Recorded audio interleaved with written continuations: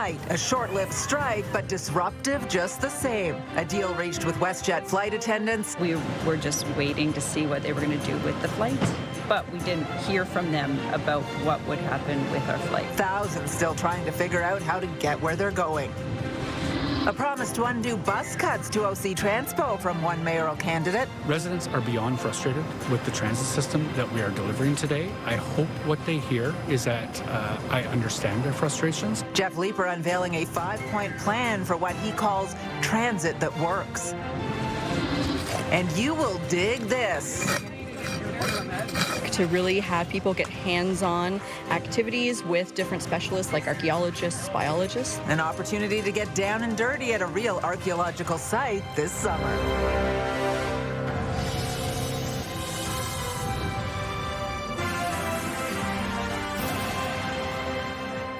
Good evening. The WestJet strike may have been short-lived, but tens of thousands of passengers are still scrambling to figure out their plans. A tentative agreement between the carrier and flight attendants was reached yesterday, but it will take time for the airline to get operations back up to full speed. CTV's Katie Griffin was at the Ottawa airport today speaking with the flyers who are affected by this. Katie. Well, Patricia, 9 WestJet flights were scheduled to take off from Ottawa today. Most of them have left. Some passengers did not encounter any issues today, but many are still dealing with the headache of rebooking.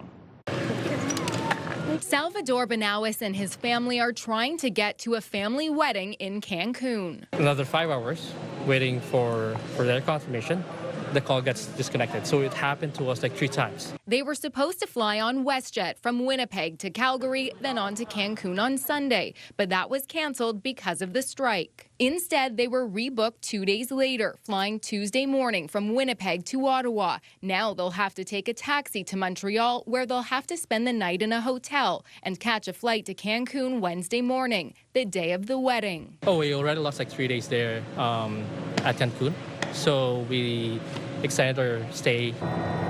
WestJet ramping up operations after the one-day strike caused hundreds of flights to be canceled, leaving travelers stranded. Monday early morning, I got a notice saying, you've been rebooked on Porter Airlines. And I went, okay, that's fine. And then I read that flight's on Friday. Yesterday was 5 days. The union representing flight attendants saying the new deal includes pay increases and suggests it addresses concerns about unpaid work. Heather Jowett says there was no communication from the airline after her flight from Ottawa to Calgary was canceled, then back on after the strike was called off. We were just waiting to see what they were going to do with the flights, and they ended up running it as normal once they settled, so we didn't have to worry about anything. But we didn't hear from them about what would happen with our flight. We were concerned over the weekend when we heard all of the disruptions and so on, but this was our scheduled day to fly, and we came here. Everything was normal. Check-in was fine, and we're on our way. The Benawis family taking it one step at a time. Figured out how we'll be compensated for the other things that we're going to be taking out of our pockets. And in terms of compensation, what you're entitled to beyond a refund or being rebooked depends on where you are. Someone currently in Europe, for example, will be entitled to more depending on the delay. And the agreement still has to be ratified. Patricia? Let's hope they make the wedding. Yes, CTV's sure. Katie Griffin live for us tonight. Thanks so much. You're welcome. Stay with CTV News for continuing coverage of WestJet's efforts to ramp up operations following the strike. For updates on radio, tune into News Talk 580 CFRA and CTV News Channel. Well, the municipal election is still months away, but transit is already becoming a key issue. Mayoral candidate Jeff Leiper releasing his plan to fix OC Transpo today, promising to restore service and improve reliability. CTV's Leah Larocque joins us in studio with more on this. Leah. Well, Patricia, most people in Ottawa will tell you their thoughts on transit and how it needs to be more reliable. And the candidates running for mayor will try to convince voters why their plan will fix the system. Rabina Valid has to get to Saint Laurent for an appointment in just over an hour. Don't know how long I have to wait for the bus, and the bus that I have to take have to take it a long way downtown. Transit becoming a major issue in the race for mayor. Councillor Jeff Leiper unveiling his 5-point plan to fix OC Transpo, including reversing cuts introduced through new ways to bus and bringing back a citizen representative on Transit Commission. A lot of this can be found by reprioritizing money within the budget. We don't necessarily have to increase taxes. We absolutely do need more help from the federal and the provincial governments, and the commitment that I've made to residents is to be very vocal with Queen's Park and with the Prime Minister about what Ottawa needs. Leiper's opponents, including Neil Saravanamutu, striking back. We have a transit system in crisis. What he's put forward are largely just reversing cuts in the past, and that is important, but it's not going to restore transit to where we need it to be. Incumbent Mark Sutcliffe's campaign saying after 12 years on council, Leiper has had plenty of time to deliver on transit. Instead, he's just now offering a plan that contradicts his own record and leaves Ottawa taxpayers to foot the bill. And candidate Alex Lawson saying, unless you're willing to get down and dirty into the details, then nothing is going to get fixed. That's why my plan can be counted by page numbers, not bullet points. The election is still months away, but speaking to residents, including those who used public transit today, they said they will be paying attention to all of the candidates' platforms, especially what they have planned for OC Transpo. Number one, I think the transit's been really bad in Ottawa and getting worse for the past 15 years, so it should be top priority of the city to fix it. It's very important to me. Why? Because always you're just, there's a problem with the transit. As for Boal, her bus came on time and is hoping that transit remains a key issue for Election Day on October 26th. I think it's important because people are relying on OC Transpo to get to work, get to appointments.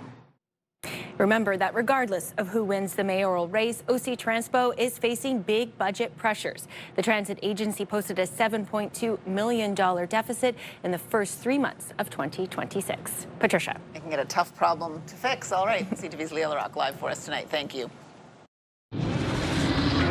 Still ahead, a massive deal for a Canadian telecom firm, over $2 billion to provide satellite communications for the Canadian Armed Forces in the Arctic. That story coming up. Well, here's a live look through our Centennial Glass sky cam. 28 degrees out there right now. Just beautiful this evening. It was beautiful all day. Jackie, why could this not have been the holiday Monday weather? This was a beautiful Tuesday. I mean, I was telling people we got a little bit of it. We got it on the Monday. I don't know if that made up for our Saturday and Sunday, but we did get that sunshine for our late Monday. And continuing into today, we will have another sunshine day tomorrow, but you will want the umbrella as we get to the end of the week because, yes, more rain on the way. Taking a look at temperatures right now, it is hovering around 28 degrees for much of eastern Ontario, slightly cooler along the Seaway. Kingston, about 23 degrees, but those humidity values still feeling quite warm. 14 degrees is our overnight low. We still have southerly winds moving in. This will pick up in the later part of the afternoon, 20 to 40 kilometers per hour. 29 degrees, the anticipated daytime high. So you can see by the Futurecast here for our Wednesday morning, clear skies really for all of eastern Ontario. We may see a little bit of cloud cover moving through Kingston, but we will be saved from the precipitation that is anticipated as early as Thursday afternoon. Now, what can we expect for tomorrow? We will get a closer look at these details and more in just a bit. Patricia. Ottawa police are investigating a daytime stabbing in Centretown that left one man with serious injuries. It happened in the area of Bank and McLeod Streets around 9:45 this morning. Paramedics found a man suffering from stab wounds at the scene. He was brought to hospital in serious but stable condition. Police say the investigation is ongoing. There's no word on any arrests or suspects. Ontario Provincial Police are renewing their appeal for information 6 years after the murder of an Ottawa man. 25-year-old Mohammed Amin Ismail was found dead alongside a road near Guelph, Ontario on August 4th, 2020. No one has been arrested. Police are asking anyone with information to come forward, even if they believe the detail may be insignificant. Well, a warning tonight from a union representing hospital staff that the province's healthcare system is on financial life support. CTV's Siobhan Morris has the details on this and the response from the Ford government. On the eve of a provincial by-election call in a Scarborough riding, the Ford government celebrating the start of construction on a new emergency department at Centenary Health. This new state-of-the-art ED will reduce wait times and provide Scarborough Health Network with the additional capacity it needs. The department expected to open in 2031. The union representing staff who might work there sounding the alarm over funding, saying the current setup is unsustainable. We've gone into a situation where hospitals are borrowing money to be able to meet payroll and other costs. The hole $400 million deep. CUPE insists higher wages for medical staff are not the problem. Expenditures on drugs and contracted out and sundry services, where increases have risen in the 9 to 12% range per year. CUPE is calling on the province to pump an extra $5 billion into hospitals. To clear the surgical wait lists, to take people off the stretchers in hallways, and to add the capacity to make the system able to meet the demands of an aging population. The Minister of Health insists this government has ponied up in ways the previous Liberal government didn't. $1 billion a year for the last 4 years is not an insignificant sum of money. With over 3,000 new hospital beds in the pipeline and helping to establish new medical schools. So we're making the investment on the capital side. We're also making the investment on the health human resources, because you can't open beds if you're not going to have clinicians to serve. Sylvia Jones has tasked hospitals with coming up with plans to balance their books, but her ministry isn't sharing those reports. CUPE has counted some 1,300 job losses in Ontario hospitals since September. Siobhan Morris, CTV News. 3 people from Akwesasne are facing charges in connection with an investigation into international drug smuggling.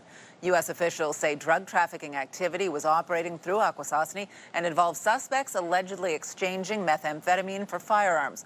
A 47-year-old, a 38-year-old, and an 81-year-old woman were arrested and charged last week. Here in Ottawa, police are looking for a suspect who allegedly stole a specialty bike designed for an elderly man with Parkinson's disease. The 3-wheeled, custom-made bicycle was taken from a driveway in Alta Vista sometime between July 12th and July 14th. The suspect is described as a man with long brown curly hair. At the time, he was wearing a red T-shirt and black pants. The police are reminding parents to properly secure their children in a booster seat after an incident on Highway 401 yesterday. A driver was stopped going 153 kilometers an hour on the highway in South Dundas. According to OPP, officers saw a young child in the rear seat using a pillow as a booster seat. The driver was also charged with stunt driving. Well, turning now to the latest on the wildfire situation in Northern Ontario. 7 new fires were confirmed as of last night, bringing the total to more than 150, with many burning out of control. Hundreds of people are still displaced from their communities. And in BC, the wildfire situation escalated over the weekend, with thousands of properties now under an evacuation order. More than 200 homes were destroyed near Vernon after a fire grew, fueled by dry conditions and high winds. Tonight, some evacuees are sharing heartbreaking stories of escaping the flames. The smoke was so bad over there, and I hurried. I rushed home. The police stopped me, and I had to tell them that I had to get up to my home to get my pets. They said, get in, get your pets, get what you can, and get out. And that's all I could do. My husband and I built that house ourselves. So there's so many memories of him in there. He passed away 2 years ago. Crews from Mexico have arrived to help fight the wildfires. Officials warning the situation could get worse this week with hot temperatures in the forecast. Well, new data from Nanos Research shows there is no obvious Conservative challenger to Prime Minister Mark Carney. In fact, the poll commissioned by CTV News shows the strongest Conservative contender to beat Carney is former Prime Minister Stephen Harper. CTV's Rachel Aiello has more. No prominent Canadian Conservative could defeat Prime Minister Mark Carney. That's the big takeaway from a new poll commissioned by CTV News. It asked Canadians which high-profile Tory would have the best chance if they were leading the Conservative Party. And Nanos Research found that the top choice was none of them, at 33%. 16% said former Prime Minister Stephen Harper. Just 15% said current Conservative leader Pierre Poilievre, while 11% said Ontario Premier Doug Ford. Nick Nano said these findings contain both good and bad news for Poilievre's continued leadership. He's not seen as a prime minister or a close challenger. That's the bad news. The good news is that it doesn't seem to be anyone in the bushes, the shadows, in the wings that people identify as a real alternative to Pierre Poilievre. In the absence of a clear challenger, insiders say despite some infighting, no one is organizing to try and oust him. I think what you're seeing with the Conservative side of the equation right now is the team rebuilding itself, which is why I think you're seeing Pierre have the space and the numbers to kind of have this operating room to figure out what's next. Carney's continued popularity could also bode well for the trio of upcoming by-elections, said this former candidate. But I do think that the Liberals have a very strong chance of securing a win in almost all, if not all, of those by-elections. I think that at this point, it doesn't look like Canadians are looking for an alternative. Adding to this, Nano's latest ballot tracking shows the Liberals widening the gap, with 47% support over the Conservatives' 27%. The NDP, meanwhile, are sitting at 12.7%. I think for a lot of middle-of-the-road voters and perhaps Conservatives that are a little progressive, Mark Carney actually has a lot of appeal. Those I spoke to today said while these numbers set the Liberals up for a smooth fall, any misstep could bring the Prime Minister's prolonged honeymoon period to an abrupt end. Rachel Aiello, CTV News, Ottawa. Meantime, Canada-U.S. Trade Minister Dominic LeBlanc is back in Washington today with just 2 weeks until President Trump's latest tariffs come into effect. CTV's Stephen Keyes joins us now with the latest on this, Steph. Patricia, it remains to be seen whether the two sides will be able to work out some sort of deal to avoid Trump's latest tariff threats. As of right now, neither side is sharing details about what exactly is being discussed. Minister LeBlanc is joined by Canada's chief negotiator to the U.S., Janice Charette. The pair was also in the U.S. Capitol last week and met with U.S. Trade Representative Jameson Greer. And to go back further briefly, last month, Prime Minister Mark Carney said trade talks would intensify after Trump threatened to impose 50% tariffs on many Canadian goods in response to U.S. alcohol bans and dairy supply management. Fast forward to today, we still don't know what that intensification looks like, but some analysts say it's not surprising that both Canada and the U.S. are being tight-lipped about the negotiations. I certainly understand why Minister LeBlanc and Chief Negotiator Charette and Ambassador Wiseman are being very, very discreet and very cautious about what they say and do publicly. This administration has been mercurial. It is unpredictable at the best of times. Now, it's fair to say the officials are likely discussing CUSMA after Canada, U.S. and Mexico failed to unanimously agree to a blanket renewal of the agreement by July 1st. While Mexico has held formal talks with the United States, Canada has yet to do so. When it comes to Trump's 50% tariffs, those are set to come into effect on August 19th, unless we strike a deal for the U.S. president or the U.S. president changes his mind, which, as you know, isn't out of the ordinary, Patricia. It could happen. CTV's Stephen Keyes live for us tonight. Thanks, Steph. Well, the city continues to hold public information sessions for victims of the Canada Day flooding. Today, city services, legal services, and the Red Cross meeting with residents who are still trying to recover from storm damage and basement flooding. Lawyers on hand say a recurring question residents are seeking answers to is how to deal with contractors and insurance companies that are slow to resolve damage. It appears to be systemic. There are thousands of claims. Insurance companies seem to be overwhelmed, so it's a system-wide sort of issue. I think the only thing you can really do is if you feel that your adjuster is not giving you the time that you deserve, I think you've got to just escalate that and go over the adjuster, go speak with a supervisor, and continue escalating it until somebody actually reaches out to you. Another information session is being held Thursday afternoon at Ben Franklin Place on Centre Point Drive. Meantime, a section of Holly Acres Road in the city's west end will be closed this week to repair damage caused by the heavy rain on Canada Day. The road is closed to northbound traffic between Richmond Road and the 416-417 eastbound off-ramp, and southbound between Carling Avenue and Richmond Road. The northbound Highway 416 off-ramp to Holly Acres Road is also closed. The city says repairs are needed to the culverts so the road can fully reopen to traffic. The work is expected to be complete by next Monday at noon. This dirt is so nice and soft. Look at this. You scrape. It's not rocky. It's not too sandy. Coming up, digging into this region's archaeological history. The public gets a chance to uncover artifacts at local sites. Jackie. Well, thanks so much, Patricia. Taking a look at the next 24 hours. Tomorrow morning, another sunny day. 16 degrees to kick things off, so a little bit of cool. Not much in terms of wind. It will pick up by 4 p.m. where gusts will be between 20 to 40 kilometers per hour. But we are getting to a daytime high about 29, and we'll feel closer to 35. Here's a live look through our Centennial Glass Sky Cam where it's 27 degrees. Likely going to feel like this tomorrow. Humidex levels closer to 33, and it's a wonderful shot of Kaweki Point.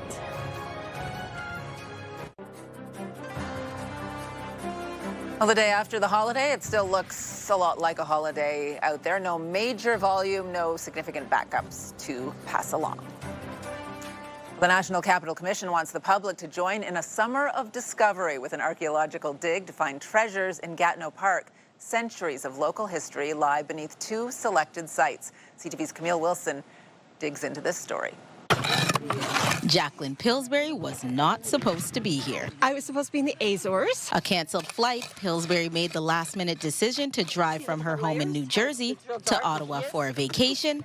Here, she met some new friends who had an idea. I met Monica and Bill yesterday at Colonel By Day, and they told me about the Public Archaeology Day, and I was so excited because I love to dig. The National Capital Commission is holding its public archaeology digs for people to get a hands-on experience uncovering Indigenous artifacts, like Lise Desmarais, who found items from an earlier age. Some kind of a bottle cap, like an old one, and some rocks that maybe.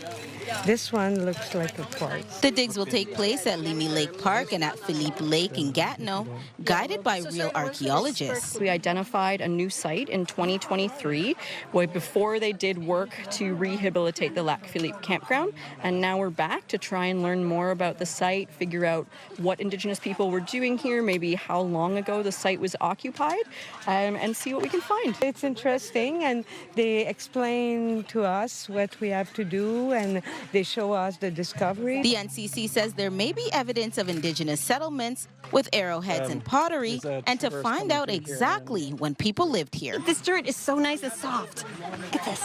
You scrape. It's not rocky. The kicker? Pillsbury is already an archaeologist. I dig in New Jersey and Pennsylvania. I've dug in Israel, and I just do this for fun because I enjoy it. 13-year-old Octavia loves history and wants to go into archaeology and anthropology. You can connect with something you didn't even know was there. Participants are encouraged to come prepared with wearing long pants, a hat, gloves, and closed-toe shoes. This time, Pillsbury didn't come ready with her trowels, but there's always a next time. Well, I'm hoping to come back again next year and do this again, plan my vacation around it instead of happenstance. The Public Archaeology Digs runs until August 30th. Camille Wilson, CTV News. Well, nice weather to do a little digging because, yes, after some rain over the long weekend, the sunshine has returned to the capital. Blue skies over the Rideau Canal today, and it looks like we have at least another day of full-on sunshine in the forecast. Jackie is here, and yes, you are right. Late in the day yesterday, it was actually quite nice. It did improve for the back half of your holiday Monday. It really did, so I hope everyone had a chance to get out and enjoy the sunshine. Did you go for a little stroll or bike ride? Little dog walk, no bike ride. I was too awed by watching the Ironman compete on the bikes in that rain on Sunday. Like, what am I going to do on the bike in comparison? Enjoy the sunshine Very impressive. Yeah. as much as we can, because again, it's going to be short-lived. We will still get one more day of this, though. Head out this evening if you can. The sun setting at 8:26, so days are getting shorter, or in terms of daylight as well. 27 is the current temperature. Today's high was anticipated at 27. We did see at times 29 that temperature reached today. Clear skies are in store for the overnight into tomorrow morning. Again, another sunshine day. It won't be until Wednesday evening that we could see a little bit of cloud cover. This will focus around the Kingston-Brockville area and perhaps even Pembroke and Renfrew. Thursday, though, different story. We are anticipating some rain in the early afternoon and into the evening as well. Tonight's lows across eastern Ontario, 13, 14 degrees, clear skies. We're going to focus on this no precipitation overnight into tomorrow. Now, the daytime highs, it's going to be quite warm, 29 for here in Ottawa, as well as Cornwall.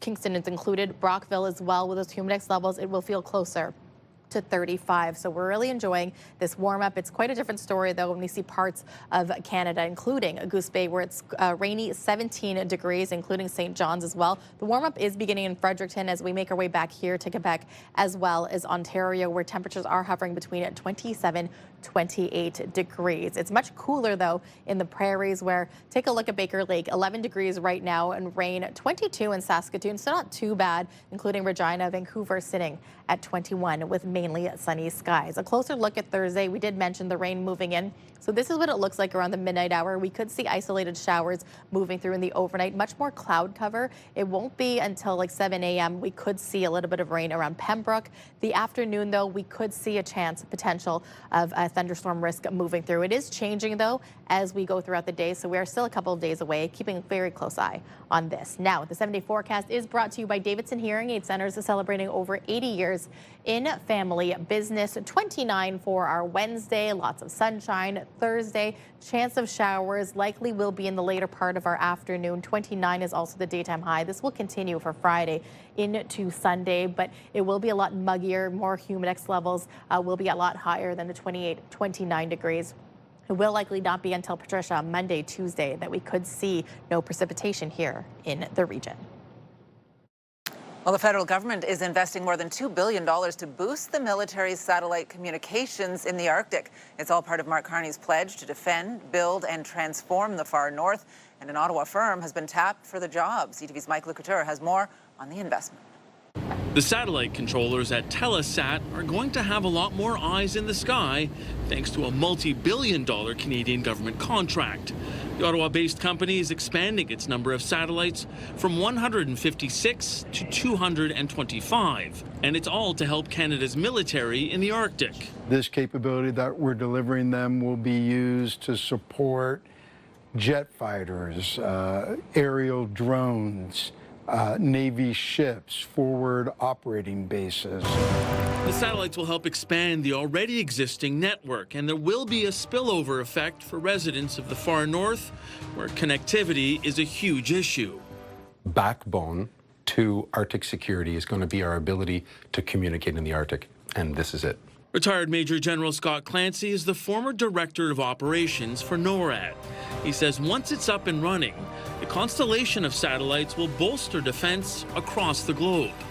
Make sure that everybody has the communications they need to be able to fight and move and survive in the Arctic regions. That helps the United States, it helps the continent, and it helps NATO allies counter our adversaries. Buying Canadian is one of the goals of the government's defense industrial strategy, but it's also to maintain sovereignty over the network, something that wouldn't happen if Canada went with Starlink, which is owned by Elon Musk. The command and control and communications to be able to do that therefore need to be sovereign and not at the whim of someone else who can literally remove this, as we have seen in other conflicts. The new satellites will be made by MDA in Montreal and are expected to be in service by early 2028. Carolyn? Sending the message to the U.S. administration that, hey guys, we're serious about, doing something that will avoid diversion of unfair products to your country as well. Well, is a new Canadian tariff enough to protect this country's cabinet industry? That story just ahead. The devastating toll of wildfires tearing through BC. My husband husband and I built that house ourselves. Hundreds of homes gone. Will the forecast offer relief or raise fresh concerns? Full details tonight at 11. Also on Crave.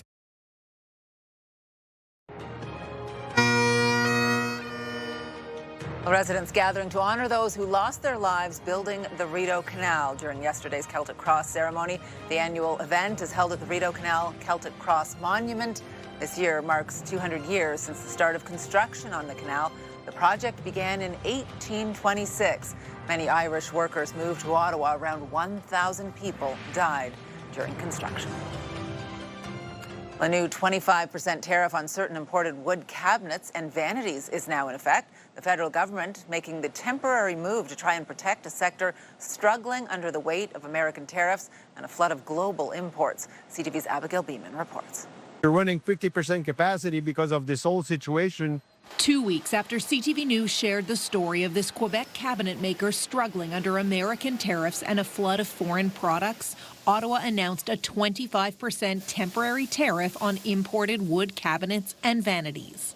Great step in the right direction. The Canadian Wood Products Alliance was calling for a 125% tariff. Alain Ouzilot says 25% isn't likely enough to hire back laid-off employees, but it will make a big difference as he lobbies for the Canadian case in Washington. It's sending the message to the U.S. administration that, hey guys, we're serious about, doing something that will avoid diversion of unfair products to your country as well. All this a stopgap while the Canadian International Trade Tribunal investigates. A government source tells CTV News Canada needed to act now to avoid significant and maybe irreparable damage to the sector. We're just very disappointed that the government chose to do this. But the Retail Council of Canada is pushing back, concerned the move will raise prices for consumers. There will be less availability of these goods at certain price points. And that will just drive up the costs of home renovations, of home constructions. While the Canadian Federation of Independent Business supports the tariff, saying cabinet makers have been operating with one hand tied behind their back.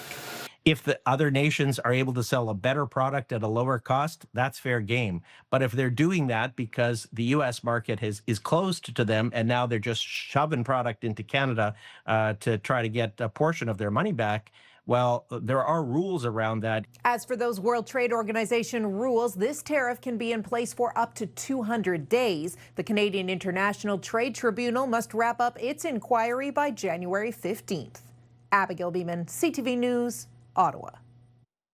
Now, some other stories you need to know right now. You'll want to wait to fill up if you can. Gas prices are set to drop significantly this week.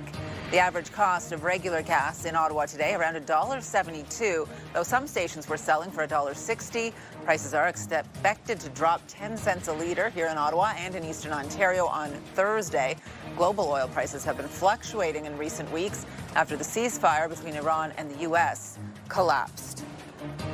We're getting a look tonight at Ottawa's busiest red light cameras. The one on King Edward Avenue at St. Andrew Street has nabbed more than 1,500 drivers so far this year, far surpassing any of the other cameras. The camera at Wellington and Bay has issued 915 tickets, followed by another on King Edward at Besserer Street. That one has nabbed 866 drivers. The camera at Kent and Arlington has issued 865 tickets, rounding out the top five. The camera on Maitland Street at Glenmount Avenue with 780 tickets. Marineland has begun the second phase of its whale relocation plan. 7 more whales will be moved to SeaWorld's San Antonio location. The relocation comes just weeks after the shuttered tourist attraction successfully transferred 6 belugas to 2 different parks in the U.S. Marineland says the health, safety, and well-being of the whales remain its top priority. The park tried to move the animals to China last year, but was stopped by the federal government. Marineland closed back in September 2024. Melon horse, she can run for days. Slips through to. Oh, what a save! Oh my gosh! And Nicola Golan gets the rebound. The Ottawa Rapid FC clinching a victory in extra time against the Halifax Tides yesterday. It was the quarterfinal game in the inaugural W Canadian Championships, which will provide a path to the 2027 CONCACAF W Champions Cup and the 2028 FIFA Women's Club World Cup. The semifinals will be played next year. Nothing indicated that it was in US dollars. Nothing at all. Coming up, Canadian travelers speaking out after they were charged in U.S. dollars despite booking trips to Canadian destinations. Get the latest live local breaking news. Sign up now for our morning and evening CTV News Ottawa newsletter. The best local content from CTV News, Your Morning Ottawa, and News Talk 580 CFRA. Get it all in one place. Sign up now at ctvnewsottawa.ca. The CTV News Ottawa newsletter is brought to you in part by CAA Business.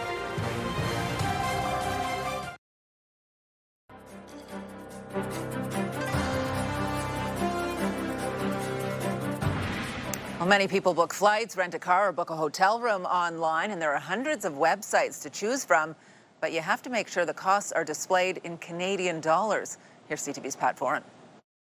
Nothing indicated that it was in US dollars. Nothing at all. Elizabeth Haddock of Orangeville planned a trip with her friends to Picton and needed a hotel room for 2 nights. She started her search on Trivago, which took her to the website super.com. She booked a room and thought she was paying in Canadian funds. It wasn't until I got my credit card bill. Haddock says instead of being charged $430 Canadian, it was $430 US, so the total jumped to $610. Why would I want to see a US price? In a statement, Trivago said Trivago is not involved in the booking or payment process. The site that completed the reservation is best placed to investigate the charge. When Haddock reached out to super.com, she was offered a $43 credit, which she declined. Normally, when you book anything online, I always get the price I expect. Suraj Guganya Vaughn needed a rental vehicle for a trip to Vancouver. He booked with Next Car Rental, which stated on its website transactions were in Canadian dollars. But if you prepay for a rental, it's in U.S. funds. Guganya felt that was misleading. It seemed like Canadian to me because it had the Canadian taxes and everything. And then later on, when I look at my credit card statement, I see that it was charged in USDs. Instead of paying $420 Canadian, it was $420 US, which made the charge $611. After we contacted Next Car Rental, the company said it made some changes to its website, saying we removed the line about all transactions being in Canadian dollars. All prepaid reservations booked on nextcarrental.com are in US dollars and always have been. The best websites will make it very clear. Travel experts say the best advice is to check websites carefully before finalizing transactions. On the final page, I want to see if it's in CAD or USD, and if it doesn't say, I go back a page and double check personally. In Guganya's case, Next Car Rental refunded the difference. As for Haddock, she feels she deserves money back too. I want the difference to be refunded to my credit card. Pat Foran, CTV News. Canada's trade surplus was bigger in June, hitting $3.9 billion. BNN Bloomberg's Marilla Fernandez has the details. It was the 4th straight month that Canada reported a trade surplus. Statistics Canada says total exports hit $77.5 billion in June, with a 16.5% jump in minerals and metals exports. Strength was in gold. But the country exported 10% less energy. Canada imported 59% more computers and computer parts used in data centers. Here are the closing numbers for the day. The Canadian dollar is up to 71.09 US. West Texas Intermediate down over $4 to 75.77 US a barrel. Western Canadian Select is up to 66.38. And the TSX shot up 575 points today. Those are your business headlines. I'm Marilla Fernandez. Because she was someone who was so mentally sharp and always very bright. Coming up, how AI can help reduce the risk of Canadians suffering from delirium in hospitals.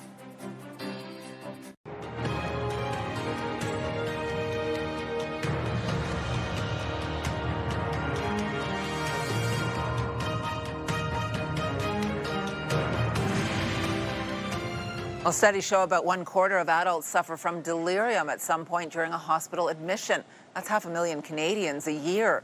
But artificial intelligence could soon play a key role in preventing that. Here's CTV's health reporter, Pauline Chan. Artificial intelligence can... Dr. Amol Verma's interest in delirium sprang from his grandmother's experiences during leg surgery. And that was really striking for us because she was someone who was so mentally sharp and always very bright. And, you know, she was suddenly disoriented. She was talking about a wedding that wasn't happening. Dr. Fahad Razak says delirium is extremely common, affecting 20 to 30% of all Canadians hospitalized for any range of conditions. People are extremely confused. They may be very somnolent, so barely responsive. Other patients can be very agitated. They can not recognize family members or friends. They can have trouble eating or drinking. It is so serious that once you develop delirium, the chance of dying in hospital during that admission doubles. And even if you recover, your chances of your brain sustaining permanent damage, requiring you to move into long-term care, for example, more than doubles.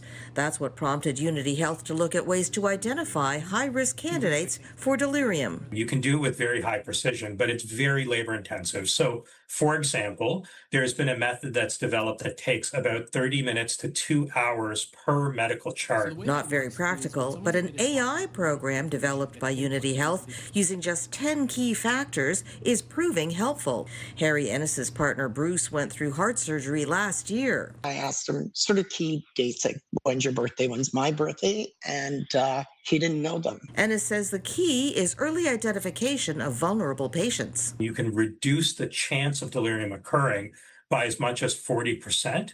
You need to know about it before it happens, like before the surgery, so that you can monitor if it's happening, you can put in strategies to minimize it and keep the patient safe. Things like being able to eat well, being able to stay hydrated, being able to get up and move and be physically active. In Canada especially, we have a problem with recognizing it because many patients who are admitted to hospital don't speak English, and the fact that they are confused sometimes is not easily apparent to a healthcare worker. The delirium risk calculator is currently being tested in several Ontario hospitals, and it will expand to 13 hospitals in October. Delirium is the most important cause of hospital-acquired harm for Canadians, full stop. Pauline Chan, CTV News. Well, coming up, a very unusual visitor hanging around in front of a police station in Sault Ste. Marie. More on the wild sighting in the middle of the city just ahead. Jackie. Well, thanks, Patricia. We will have another sunny day here in the capital. That is for our Wednesday, 29, the anticipated daytime high. By the time Thursday, Friday rolls around, yes, it'll be more cloud cover and the chance of showers. Temperatures, though, still remain in the high 20s. Now, here's a live look through our Centennial Glass Sky Cam. It's 27 degrees. You can see the camera shaking a little bit, so a little bit of a breeze downtown Ottawa. Humidex levels, though, feeling closer to 30. The National Capital Region is jam-packed with incredible experiences you don't want to miss. Hey, it's Tanea Taylor, your iHeartRadio Weekender, powered by Barhaven Ford. Get the inside scoop on all the biggest and best events every Thursday, Friday, and Saturday on CTV, Move 100, Pure Country 94, TSN 1200, and News Talk 580 CFRA. iHeartRadio Weekenders is powered by Barhaven Ford. Take your weekend path. We've got the Bronco Sport for it. Always on the move. We're a big city With a laid-back vibe. where foodies love their sweets And markets bursting with flavor. wrapped up in waterways. And hot summer days. This is a city where culture is on display. And the future Meets the past. where people come together. Always proud. Often loud. Whee! And positively the best place to live. We move with you, Ottawa!